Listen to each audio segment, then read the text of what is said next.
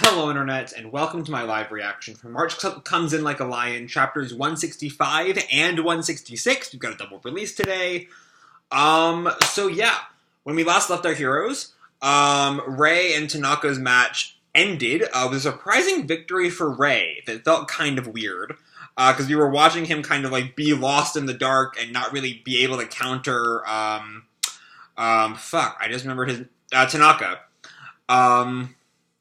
But in the end, he somehow pulled out a win despite not being able to counter Tanaka at all. It was kind of weird, but he won.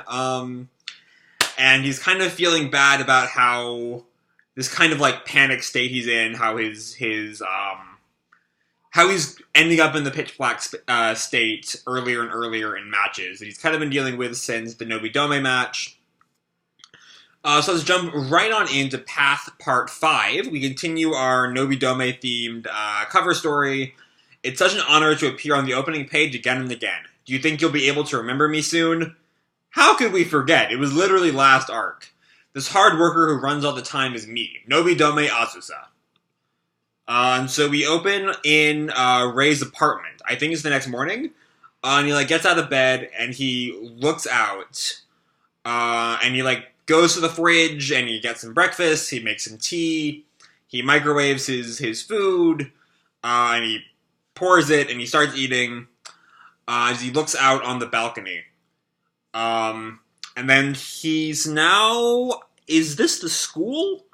Someone asks him, "You think you've gotten more bowls?" Yeah, it's him and fuck. What's the sensei's name? Hanayama? No, I don't think that's right. I don't know. Yes, I was thinking this morning when I was eating an onigiri. Before something got to me, I'd get more and more depressed for some days afterwards. I wouldn't be able to eat, my health would suffer, and I'd drag it out for weeks on end. Oh, and so now he's fine the next day, alright. But this time, even though I was so upset last night, when I woke up this morning, I was chowing down on an onigiri and looking out the window. That reminds me, you used to eat some huge ones before, didn't you? Yeah, those soccer ball looking ones. That takes me back. Did Hina-chan make the ones you're eating today? Oh, these. We made them together. After we ate dinner, the two of us made onigiri with the leftover rice, while Akari-san and Momo-chan were taking a bath. We mixed in red perilla and similar things so we could eat it even without any sides. By making all of these different sizes and sticking them in the refrigerator, we could have them whenever we were hungry, just by heating them up in the microwave. They're great for breakfast or lunch boxes or anything like that. And we see Akari's having it with her friends. Not Akari, Hina is having it down below with her friends. And Sensei looks down for a moment and then turns to Rei. Kiriyama, just now, you thought, maybe I'll try to talk about this, and, oh, but no matter how I explain it, I don't know if Sensei will understand. And you gave up in half a second, didn't you? Huh? How did you... Hold on, talk about what? The thing about getting over things easily? I think, or I guess maybe he used the long onigiri discussion as a distraction from his mental issues. Oh, it's because our next line is, I see, a pitch black room, huh? So he's using this discussion of the worries of his improvement in moving on from things faster as a distraction for talking about the pitch black room. You're so focused on output that the input processing can't keep up, and you can't get the balance back. Something like that. And Rei's eyes widen. You're building one cabin after another, non-stop. So fast that you're not leaving time for new trees to grow. And then a few years down the line, all of a sudden the whole forest is gone. Huh? That's amazing, Sensei. You sound like a professor. That's a very, elaborate metaphor. Well, I am a teacher, you know. How do you figure that much out just from me describing the dark room? When you get down to it, everyone worries about how they're spending their time. Time is the one thing that's equal for everyone. All you've got is 24 hours a day, and everybody's got things they need to do. And then Rei responds, I'm glad that I've gotten more bold. I might have been too negative before. But this is kind of similar to paralysis. It's good to not rush, but what if I can't feel driven anymore? What if, once I've eaten this, I can't go back to how I was? When I'd be so driven that I eat muddy water or weeds, whatever I could get my hands on that was edible. I mean, Kiriyama, before you say anything else, you better not let go of that onigiri. So yeah, we see that Ray's struggles are really kind of similar. I think I mentioned this before. If not, I've certainly thought it before. Um, to the kind of idea that you see in like artists sometimes, where they believe that their mental illness is responsible for their art, and so they can't try to fight their mental illness, or else they'll like lose their art. And Sensei has absolutely no time for that. Yeah, like, good on him not having any patience for any of that nonsense. Yeah, good on him. Anyway, I've looked after Kiriyama for so long. This is Hayashida's line. His think to himself. I'll say it as many times as I have to. As a teacher, you can forget about all the other stuff I've said, but remember this one thing. And as a lover of shogi, I may be totally out of line here, but the thing you've been searching for so long has been a place where you feel it's okay to live. That's it. That's the only thing. No matter what happens, do not let the onigiri leave your hand. You might not have realized this, Kiriyama, but you never once said to me that you want to gain the title of Meijin or Shishio. Oh, and then sometime later, Ray's already left. Oh, god damn it. I missed my chance to congratulate him for winning the Group 4 tournament at the Shishio Championship. Continues next issue. So, I love this scene with him and Hayashida. Yeah, like the fact that even, you know, there's this line, maybe out of line as a teacher, or and as lover of shogi, but he's you know, breaking through all of that bullshit. I really wish he had said this out loud, though. Instead of wrapping it up in an onigiri metaphor, you know, keep on saying, like, say out loud to him that he's been searching for a place where he feels it's okay to live. You know, that's the only thing that really matters above his art, his shogi. And I don't know if I've said this out loud before, but a part of me feels like that the endgame of March could be Ray leaving shogi. You know, that he realizes that he doesn't need shogi. That shogi is not what's important to him. It's this, like, family unit he's made. And that maybe shogi is actively, like, hurting him at this point.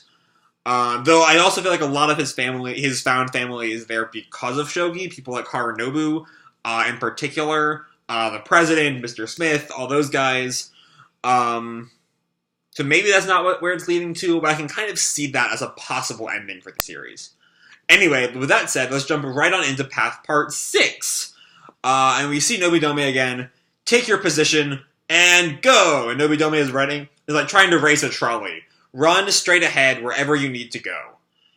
And so we're inside someone's head. If I don't win, if I don't get better, if I don't demonstrate my shogi ability, then I have nothing left. If I don't win, I'm just... So we're in Ray's mind. And that's not good. Unless this is meant to be like a flashback of what Ray's mind used to be like, and we're going to see how he's changed from this kind of winning at all odds kind of mentality he has here. So where was the line? If I don't win, I'm just useless. I've lost. And I'm not sure if... So he's lost a match. I don't know if this is the Shishio tournament. It'd be kind of weird to just like brush it off like that. Match 6 of the Class B Group 2 ranked matches. With that black mark, my path to promotion this period got a lot more difficult. Oh, so this is just a ranked match. Yeah, also, of course, not the Shishio tournament, because the prelim ended with Tanaka, I think. So now it's just kind of waiting for the main tournament. And if I recall correctly, this is the same tournament where we first met, damn, the cool guy. Fuck, how have I forgotten everyone's name? But I forgot Hayashida-sensei's name earlier. Maybe it's just because it's like past midnight now and I'm a little tired. I don't know. You know the guy who Harunobu's teacher. Or fellow disciple or whatever, and also kind of teacher, big bro. Is that the tournament where we met him and where he played Soya in the end?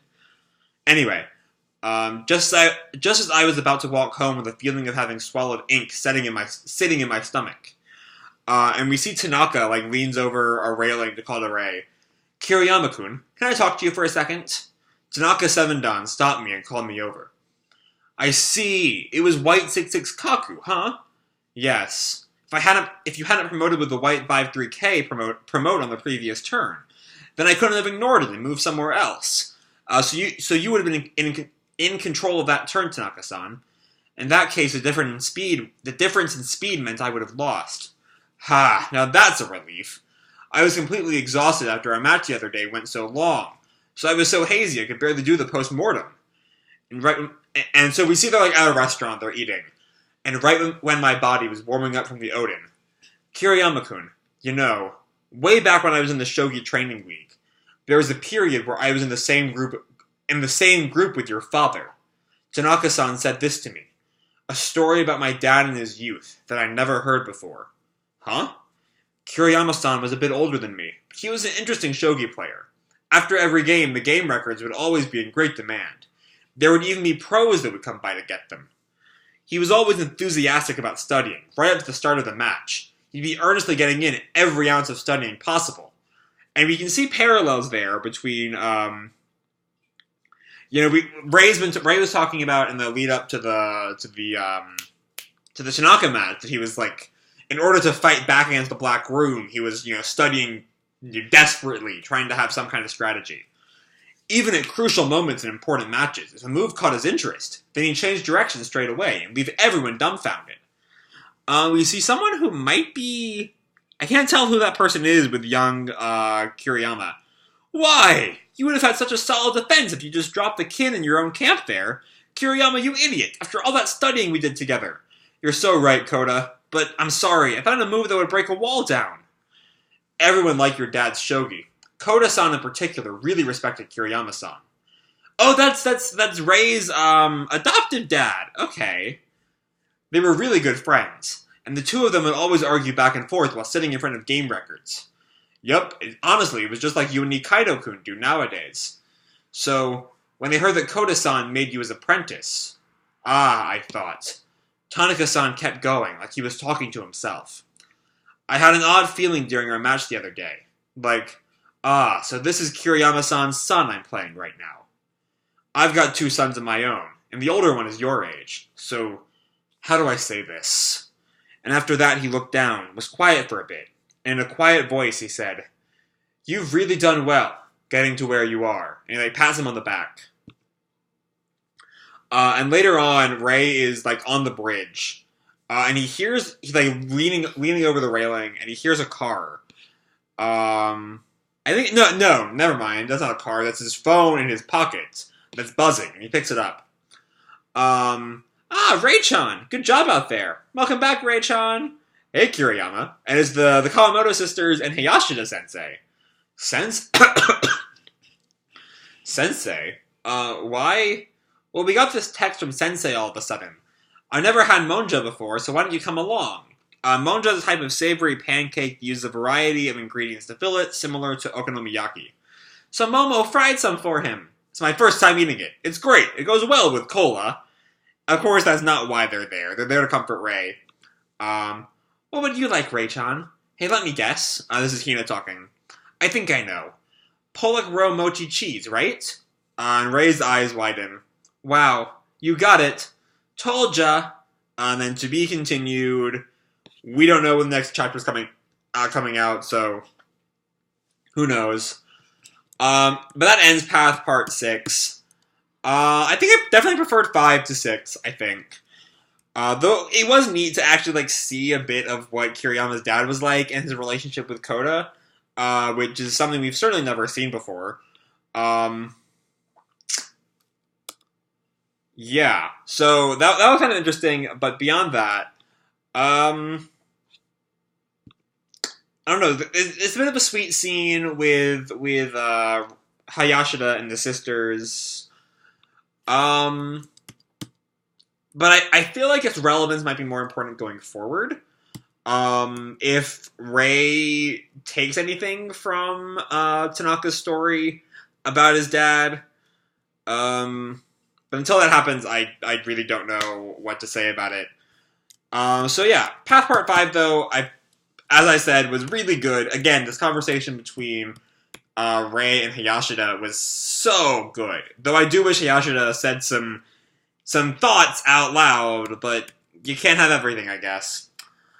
So yeah, that's kind of all I have to say for these chapters. Hope you all enjoyed the chapters and the video itself. If you did, feel free to leave me a like or subscribe, do whatever makes you happy, And remember, your life is your own, okay? Bye!